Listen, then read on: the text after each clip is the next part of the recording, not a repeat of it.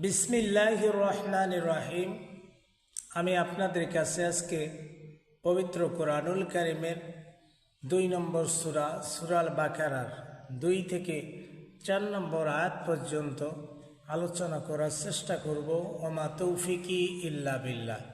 এইখানে মহান আল্লাহ রাব্বুল আলামিন দুনিয়ার বুকে যে সমস্ত বান্দা মুত্তাকি, যাদেরকে আল্লাহ রাব্বুল আলামিন মুত্তাকি হিসেবে পরিচয় দিয়েছেন, যে সমস্ত গুণ থাকলে একজন বান্দা মুত্তাকি বান্দা হিসেবে আল্লাহর কাছে পরিগণিত হবে, আর এই মুত্তাকি বান্দার জন্যেই মহান আল্লাহ রাব্বুল আলামিন পবিত্র কোরআনুল কারীমে অন্য আয়াতে ঘোষণা করে দিয়েছেন, ও ইদ্দাতুল লিল মুত্তাকিন, যারা মুত্তাকি বান্দা তাদের জন্য আমি জান্নাত সুসজ্জিত করে রেখে দিয়েছি। সুবহানাল্লাহ, সুবহানাল্লাহ।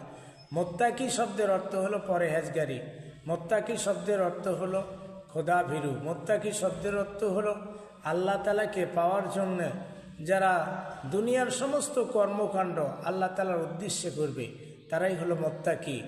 অন্তরে ভয় রেখে সমস্ত প্রকার আল্লাহকে ভয় করে সমস্ত প্রকার বেহাপনা, অশ্লীলতা, খারাপ সব কাজ থেকে দূরে থেকে আল্লাহকে একমাত্র ভয় করবে, তারাই হলো মুত্তাকি।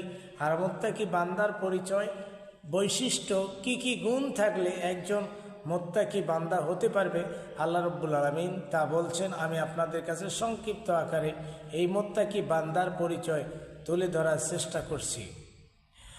হুদাল্লিল মুত্তাকিন, আল্লাহ বলেন মুত্তাকি বান্দা হলো তারা, মুত্তাকি বান্দা হলো ওই সমস্ত লোক আল্লাযীনা ইউমিনুনা বিল গায়ব।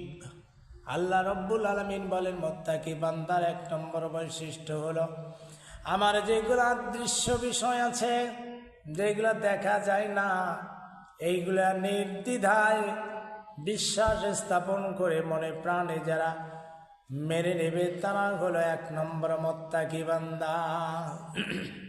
অদৃশ্য বিষয় যেগুলো দেখা যায় না, যেমন 1 নম্বরে ধরেন আল্লাহ তাআলা। আল্লাহকে কি দেখা যায়? দেখা যায় না।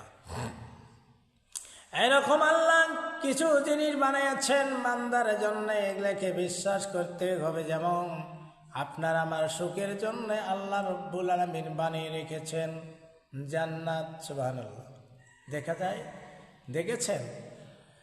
অনুরূপভাবে আল্লাহ পাক বলেন এরকম বদকার বান্দা যারা হবে, যারা আল্লাহ তাআলার বিধান মোতাবেক জীবন পরিচালনা করবে না, তাদের জন্য আল্লাহ আযাবের জায়গা তৈরি করে